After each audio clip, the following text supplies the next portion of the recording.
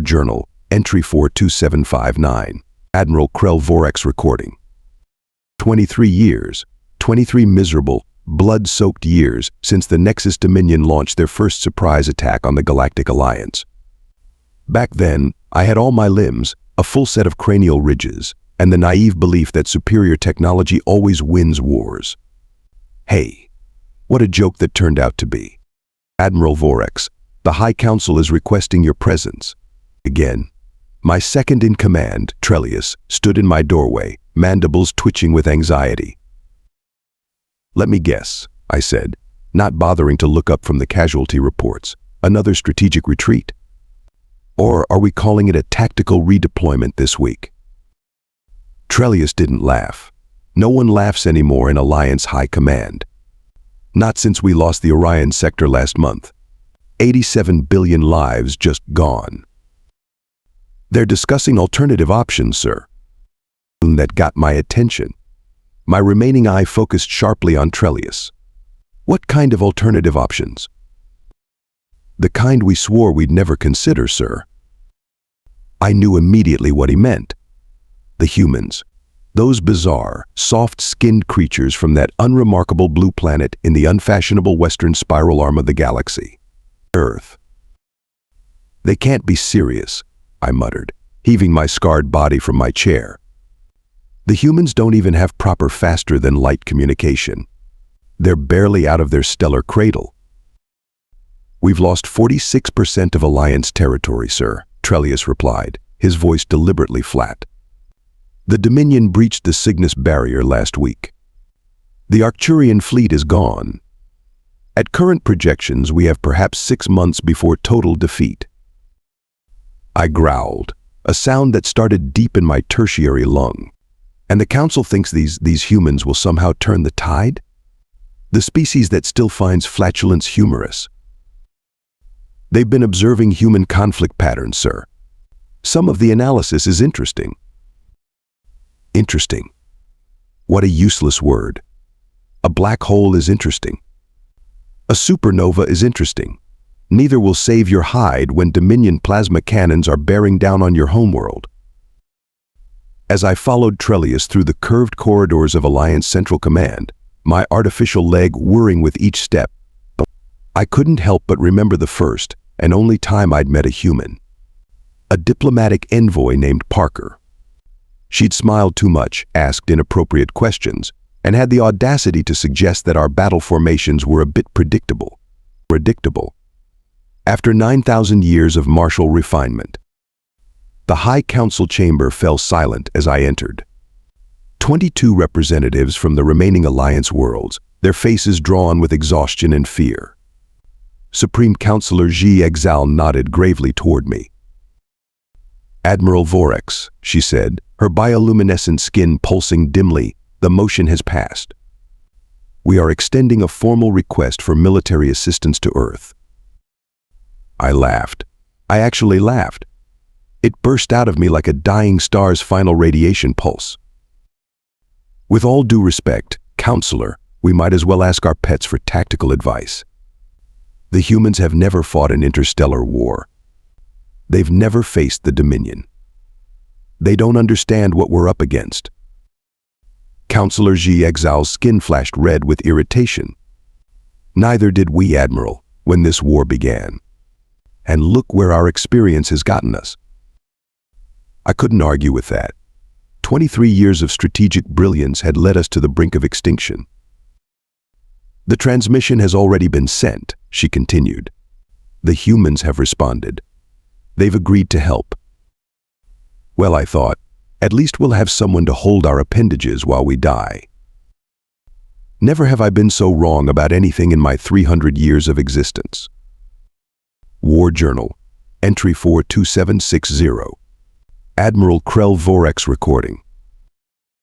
The human ships arrived 3 standard days after the Council's decision. I expected a modest delegation, perhaps a diplomatic vessel and a small military escort. What appeared in our space was calling it unexpected would be like calling a supernova slightly warm. 57 vessels of wildly varying designs dropped out of what they called slip space. not a unified fleet design like any sensible species would deploy. No, these humans brought what appeared to be a random assortment of spacecraft cobbled together from different eras, different manufacturers, and different design philosophies. Some were sleek and streamlined. Others were bulky, angular monstrosities covered in what appeared to be external weaponry. A few looked like they'd been damaged and repaired so many times that their original form was unrecognizable. "What in the 18 hells is that?" Lieutenant Mikrix asked, pointing at the vessel now docking with our station. The ship was asymmetrical, with bulging compartments and exposed heat sinks that made it look like it had been designed by a hatchling playing with building blocks. "That, Lieutenant," I replied, "is humanity's flagship, apparently. The HSS Unconventional Solution." The name alone made my scales itch. When the airlock cycled open, I was prepared for the usual diplomatic posturing, the formal introductions, the tedious ceremony that precedes any multi-species cooperation. Instead, a human female with dark skin and a shock of white hair strode directly toward me, bypassing the greeting delegation entirely. "Admiral Vorex, Commander Eliza Blackwood, Earth Defense Force. We've got about 3 hours before the Dominion realizes you've got new allies and adjusts their strategy. Don't mind if we skip the formalities and get to work?" No salute, no ceremonial greeting, not even a proper rank insignia that I could discern on her peculiar uniform. Counselor Jiexao's skin flashed with outrage. "Commander Blackwood, there are protocols for—" "With all respect, Counselor," Blackwood interrupted, "protocols won't matter much when the Dominion glass your remaining worlds. I've brought 57 combat-ready vessels and crews trained specifically for this conflict. What we need now is your data." The audacity. The complete disregard for proper chain of command. And yet something about her directness was refreshing after decades of watching Alliance officials dance around the obvious while our territory shrank by the day. "What kind of data?" I found myself asking. "Everything you've got on Dominion battle tactics, communication protocols, weapon capabilities, psychological profiles, particularly their responses to unexpected situations." "I've been assigned as your liaison," I told her, trying to regain some semblance of control over the situation. "These requests need to go through proper." "Great. You're with me then," Blackwood said, actually slapping my armored shoulder. I nearly drew my sidearm from sheer reflex. "Let's get to your command center. Time's wasting." For the next 47 minutes, I watched in growing disbelief as Blackwood and her team of humans, none of whom seemed to maintain proper military bearing, poured over 23 years of combat data. They didn't review it sequentially. They jumped between battles, comparing seemingly unrelated encounters, arguing loudly among themselves using terminology that barely registered as tactical language. See that? Classic overcommitment to the center. They're Roman legion in space. Nah, more like Napoleonic. Look at how they refuse to adapt once committed. Bet they've never faced a properly executed Crazy Ivan or a Trojan horse play. What about their psych profile? Any indication of superstition? Cultural taboos we could exploit? The questions came rapid fire, bouncing between human officers without any apparent hierarchy or order. Their language alternated between formal military terminology and what I can only describe as casual banter. They actually laughed while reviewing footage of battles where thousands had died. The Alliance generals present grew increasingly agitated. General Pexol finally erupted. "This is absurd.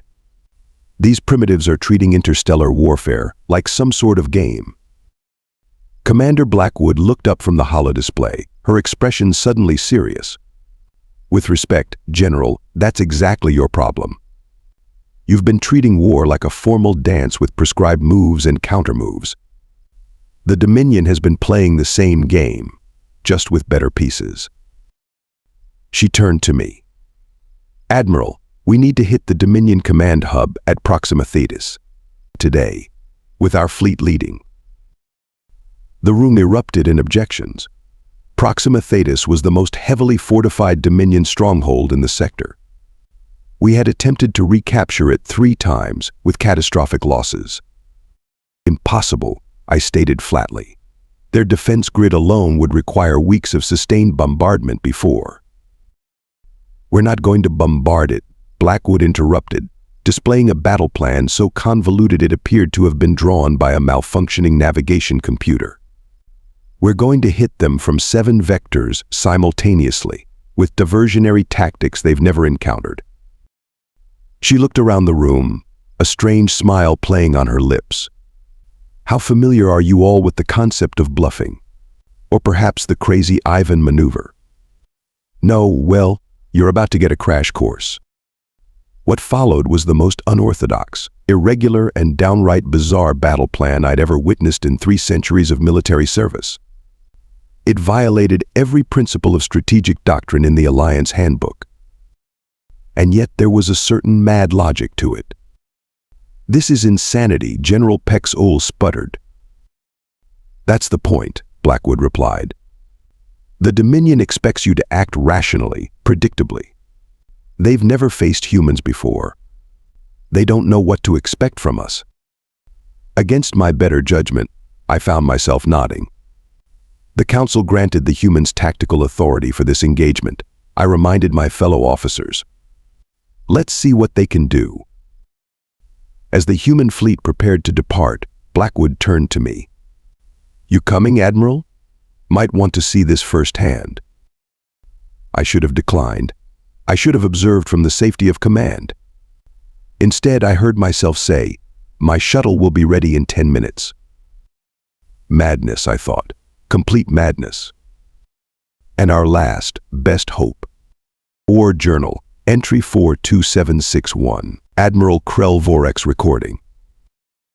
I've participated in 347 major space battles during my military career. I've witnessed tactics ranging from the sublime to the catastrophic. Nothing, absolutely nothing, prepared me for watching humans wage war. The first sign that this wasn't going to be a conventional engagement came when Commander Blackwood ordered half her fleet to power down completely 30 seconds before emerging from slip space. They'll be sitting targets. I protested from my position on the command deck of the Unconventional solution. Blackwood just grinned. That's the idea. Dead ships don't register as threats. When we dropped into normal space at the edge of the Proxima Thetis system, the powered-down human ships appeared on scanners as debris, the remnants of a defeated fleet. The other half of our forces emerged scattered across 12 different entry points, breaking every rule of concentrated force deployment. Dominion defense grid is spinning up, reported a human lieutenant named Jackson. Their patrol vessels are moving to intercept the active ships, ignoring the debris field. Perfect, Blackwood said, sounding positively gleeful. Execute Operation Trojan Donkey. I didn't even bother asking what a donkey was. The dead ships suddenly powered up, but instead of engaging the enemy, they began broadcasting on all frequencies, not targeting data or tactical communications, but music. Thundering, discordant human music with screaming vocals and pounding rhythms. Along with the music came thousands of contradictory communication signals, false distress calls, and bizarre visual transmissions showing humans doing well. I'm still not entirely sure what I was seeing. "What are you doing?" I demanded. "Electronic warfare and psychological operations, Admiral," Blackwood explained calmly as the bridge erupted in activity around us. "We're overwhelming their comms, confusing their sensors, and generally making a spectacle of ourselves." On the tactical display, I watched as Dominion vessels broke formation, their usually precise movements becoming erratic as they tried to respond to the chaos unfolding around them. "They're still following standard Dominion response protocols," I observed, trying to regroup and establish a defensive perimeter. "Watch this," said Blackwood. The 3 human ships suddenly accelerated directly toward the main Dominion battle group. I tensed, expecting to witness their immediate destruction. Instead, At the last possible moment, the ship split in 3 different directions, releasing what appeared to be thousands of small objects. "Are those decoys?" I asked incredulously. "Some are," Blackwood replied. "Some are drones. Some are missiles. Some are just empty fuel containers. They can't target what they can't identify." The Dominion point defense systems went into overdrive, wasting energy and ammunition on objects that posed no threat, while actual attack vectors slipped through the gaps in their coverage. "Now for the real fun," Blackwood announced. "Lieutenant Oliver, initiate the broadcast." A human message began transmitting across all frequencies, translated into the 27 languages of the Dominion forces. The message wasn't what I expected, not demands for surrender or threats of annihilation. Instead, it was a recruitment pitch. "Attention, Dominion personnel. Your commanders have lied to you. The war is lost. We know you were conscripted against your will. We know about the control implants. We can disable them. We know about your families being held as collateral. We've already extracted them to safety. Proof and coordinates are attached to this transmission. You have been abandoned by your leadership. Join us or step aside. You have 3 minutes to decide." "That's absurd," I scoffed. "No Dominion soldier would believe such an obvious." My words died as the tactical display updated. Across the battlefield, Dominion vessels were powering down weapons systems. Some were actually changing course to move away from the engagement zone. "How is this possible?" I demanded.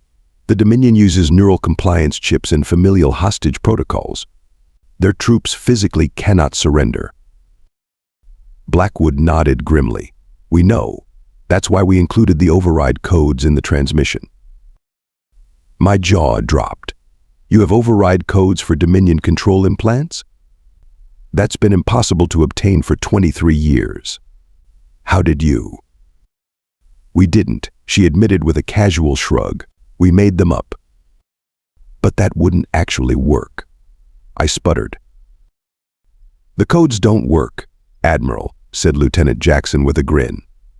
"But the Dominion troops believe they might. That's enough to create doubt. Doubt leads to hesitation. Hesitation gives them just enough time to consider whether they really want to die for leaders who've been lying to them." As I watched in disbelief, the comm officer announced, "Sir, we're receiving surrender signals from 32 Dominion vessels. 47 others are requesting permission to disengage." "Granted," Blackwood said immediately. "Have our reserve forces move in to secure the surrendered ships. Prepare boarding teams." I stared at the tactical display, unable to process what I was seeing. Dominion ships surrendering en masse? It was unprecedented. In 23 years of conflict, I'd never seen more than a handful of enemy vessels surrender in a single engagement. "This can't be happening," I muttered. "Oh, it gets better," Blackwood said, pointing to a new alert on the display. "Their command structure is fracturing. We've got reports of Dominion officers turning on each other." My communications implant buzzed with urgent messages from Alliance Command. They were watching the same unbelievable scene unfold from headquarters. "How?" I asked simply. Blackwood's expression turned serious. "Humans have been fighting among ourselves for our entire history, Admiral. We understand something the Dominion never could, that wars aren't won by ships or weapons or even territory. They're won by breaking your enemy's will to fight." On the main view screen, the imposing Dominion command fortress, a station we'd failed to even damage in 3 previous assaults, now hung dark and silent in space, surrounded by surrendered enemy vessels. This is, I struggled to find the words. "Hour 2, Blackwood said, checking her timepiece. "Right on schedule. Now for the hard part." "War Journal, entry 42762, Admiral Krell Vorex recording. If the first 2 hours of the human offensive had been shocking, the final hour defied comprehension entirely. We're moving in, Commander Blackwood announced as our vessel broke formation to approach the massive Dominion command ship. The behemoth still hung in space, shields partially active, surrounded by a protective screen of loyalist vessels that had not surrendered. "That's the inexorable dominance," I informed her. 15 kilometers of the most heavily armed and armored vessel in known space. Supreme Commander Grixvoke commands from there personally. "Good," Blackwood replied with that unsettling human smile. "Then we won't have to hunt him down separately." Our approach was anything but subtle. The unconventional solution broadcast its presence on all frequencies, making no attempt at stealth or deception. The remaining Dominion forces responded as expected, moving to intercept us with overwhelming firepower. "They're deploying a standard carrion defense pattern," I observed. "We should adjust our vector too." "Nope," Blackwood interrupted. "We're going straight in." "That's suicide," I protested. "Their combined firepower would be devastating if they actually fired," she agreed cheerfully. "Which is why we're going to convince them not to." Before I could question this madness further, the view screen flickered, and the face of Supreme Commander Grixvoke appeared.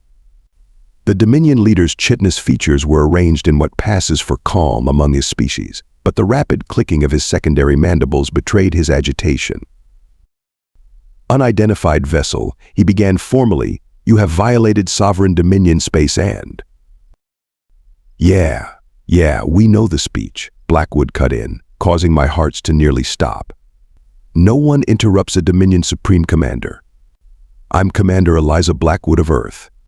You've never heard of us before today. That's about to change." Grixvoke's compound eyes narrowed. "The new Alliance species.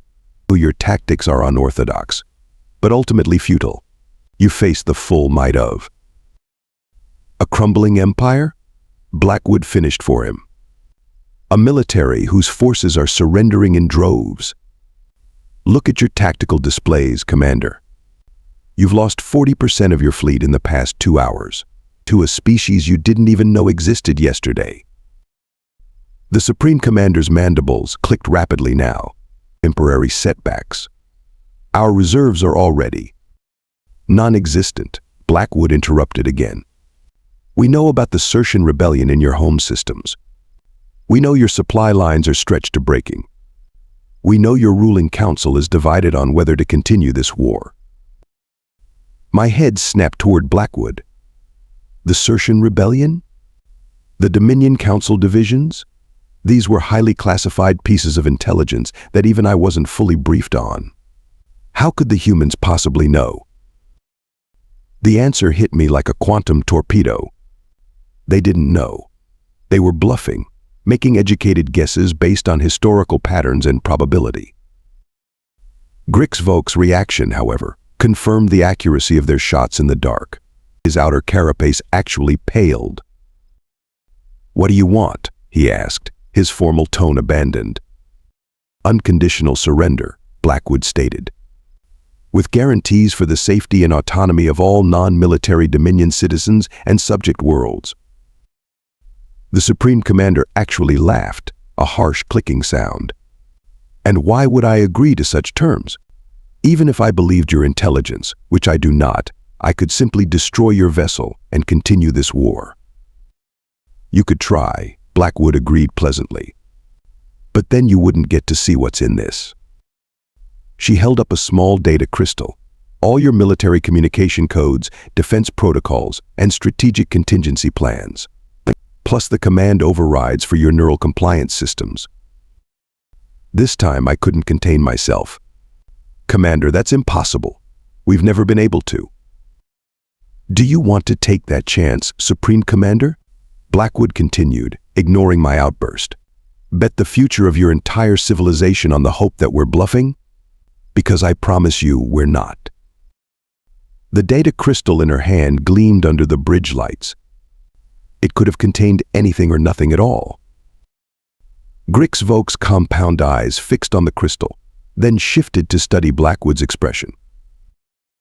"You're lying," he said, but with a note of uncertainty that I'd never heard from a Dominion commander before. Maybe, Blackwood shrugged. But here's the thing about humans, Commander. We're really good at lying when we need to be. And we're even better at making our lies come true after the fact. She leaned forward. You have exactly 5 minutes to transmit your surrender before we distribute these codes to every resistance cell, every subjugated world, and every conscripted soldier in your empire. The communication ended abruptly. You didn't even give him a way to contact us, I exclaimed. He'll find one, Blackwood replied confidently. Desperation is very motivating. True to her word, exactly 4 minutes and 27 seconds later, the Dominion Command ship broadcast a general surrender order to all its forces. The terms were precisely as Blackwood had stated, unconditional military capitulation with guarantees for civilian populations. The 23-year war ended not with a climactic battle, not with the destruction of worlds or fleets, but with a bluff so audacious that even I could scarcely believe it had worked. As we watched Dominion vessels power down weapons systems across the sector, I turned to Blackwood. What was actually on that data crystal? I had to know. She tossed it to me casually. My grandmother's cookie recipes. I thought Supreme Commander Grix Volk might enjoy them during his retirement. The bridge erupted in human laughter. I stared at them in disbelief, these bizarre creatures who had accomplished in 3 hours what the combined might of the Galactic Alliance couldn't achieve in 23 years. You just ended an interstellar war with baking recipes, I said flatly. No, Admiral, Blackwood corrected. We ended it with the one weapon the Dominion had no defense against: uncertainty. They've never faced an enemy they couldn't predict. Until today. As reports of surrender continued to flood in from across the galaxy, I realized that everything the Alliance thought it knew about warfare, about strategy, today, about the very nature of intelligent species, would need to be reconsidered. We had dismissed humans as primitives, as newcomers to the galactic stage unworthy of consideration. In doing so, we had failed to recognize the most dangerous, most effective military force the galaxy had ever seen. The Dominion had made the same mistake. They wouldn't get a chance to make it again. Personal log, Admiral Vorex. Date, 632.47 Galactic Standard. 1 year since the 3-hour victory, as it's now called in the history texts. 1 year since humans went from curiosities to saviors in the eyes of the Galactic Alliance. I'm watching the reconstruction of the Arcturus shipyards from the observation deck of my new command vessel, the Cooperation. The name still makes me wince. Another human suggestion that the Council eagerly approved. Commander Blackwood pardon, Admiral Blackwood now leads the Combined Defense Initiative. 7 human construction techniques have been integrated into our rebuilding efforts. In their modular emergency fabrication, approach has restored infrastructure on 47 worlds in the time it would have taken us to rebuild 3. The humans keep surprising us, not just with their military prowess, but with their adaptability. Their capacity for both destruction and creation is unlike anything I've witnessed in 3 centuries of life. Yesterday I watched a human child teaching a Zellian hatchling how to play something called tag, 2 species that had never known of each other's existence until a year ago, now sharing recreation rituals. The Zellian Council representative nearly shed his exoskeleton in shock. Perhaps that's the most profound legacy of humanity's arrival on the galactic stage. Not just that they won an unwinnable war with improvisation and audacity, but that they immediately set about making sure such a war would never be necessary again. The Alliance once dismissed humanity as primitive, unworthy of our attention or respect. Now we look to them not just for protection, but for inspiration. Some of my colleagues find this reversal humiliating. I find it reassuring. In my lifetime, I've seen enough of war to last 1,000 lifetimes. If the price of peace is acknowledging that we were wrong about humans, it's a bargain I would make again without hesitation.